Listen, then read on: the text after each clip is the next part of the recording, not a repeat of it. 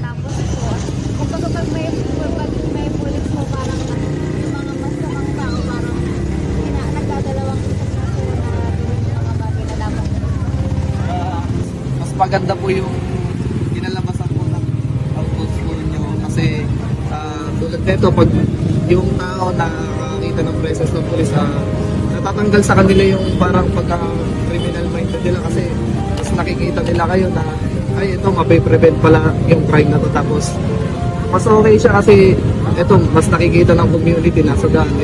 If ever na may manghingi naman ng tulong, nandiyan naman po kayo, mas mabilis po kayo nilang malalapitan. Meron ganyan na outpost. Tapos yung presence ng personnel ng mga pulis, ibibigay ng babalayan sa mga may balak na gumawa ng masama. Pati yung mga kabataan na naglalala, na nakikita yan, umiiwas. Nagpapasalamat po kami sa kapulisan ng Bagak sapagkat bilang isa pong barangay official ay sila po ang nakakatuwang namin sa pagsasaayos po ng aming barangay at ng buong bayan po ng Bagak. Nakakatuwa pong isipin na ang Bagak Bataan po ay napakatahimik, napaka-peaceful po ng ating bayan dahil po sa mga kapulisan, dahil po sa kanilang pagsaserbisyo at dedikasyon po sa kanilang ginagawa.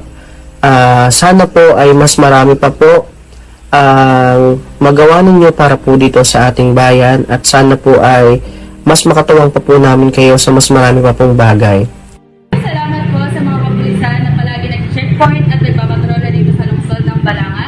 Nagbibigay ito ng malakas na pakiramdam ng seguridad sa bawat isang aninirahan dito.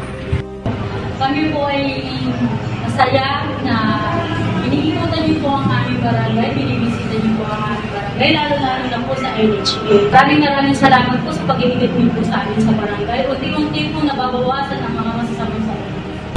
Salamat sa PNP Bataan. Ito barangay din ang paligtasan ng mga yan. Ito ay kayo ng buhay. Maraming salamat po sa PNP Bataan, sa kapilisang responde sa kanupang barangay dito sa Maribeles. Papasalamat po kami dahil nandito kayo tumutulong sa aming kabarangayan. Maraming salamat. Napapansin ko po sa pagpapatrol po nila sa gabi ay nababawasan na po ang mga pasaway, lalo na po yung mga batang magdadala at saka yung mga maingay po mga motor ay nawawala na po ngayon unti.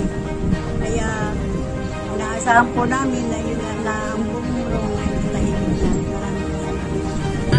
Napansin ko naman po sir sa bayan ng Purok na mas tumamit po yung pulis natin dito sa labas. Lagi po nagkakanap ng checkpoint. Para po sa akin, mas ligtas po kami yung mga taga dito. Lalo na't may malapit na outpost po dito sa...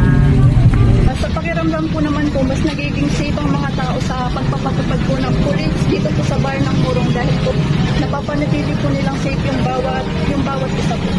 Mas mainam po yan, gawa ng nababawasan ng konting katiwalian dito sa bayan ng Morong, matahimikan ng humihiran para lahat ng mamamayan dito ay mapanatag.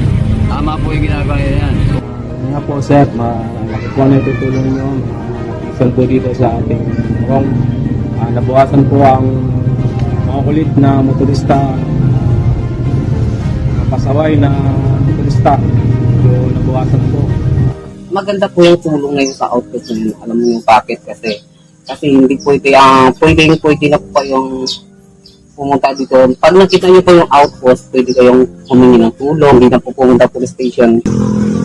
Yung pagkakalagay po ng police outpost dyan ay maganda po sa bayan ng Orion. At saka lalo na po to mga tricycle boy dito, malaking bagay para sa amin po to kasi nga nakikita po namin ang mga taong di gagawa ng mabuti. Safe na safe po kami narito sa bayan ng Orion. Halimbawa, merong mga rider na medyo meron silang dala na hindi maganda sa katawan nila. Pag na-checkpoint sila, sigurado hindi na sila makakalusot nun. Yes, kaya malaking bagay din yung meron tayong checkpoint. Yan po ang outpost na po, mas maganda po yan sa bayan. Kasi po, ang dapan ngayon, mga nakawan, ay pag nakakita siya ng mga gano'n na medyo ilang na sila. Pulis po, okay naman po kasi umiikot po sa dito lahat po ng mga barangay. May kasama pa po ng mga volunteer na CIS. Pinakamaganda po yung ginagawa ng mga kapulisan sa bayan ng Pilar. Talagang nagsisipag-road na sila, may checkpoint, at lahat ng mga sibilyan sa barangay kadaupalan nila, hindi sila nahihiya para humingi ng tulong sa kapulisan ng Pilas. Napakaganda po ng pangyayari na meron pong polis dito sa una-una yung mga katahimikan po kasi alangan po sila magano dito tapos kung may mga guluman po nandiyan po may polis po tayo na nakapagtay pa rin po sa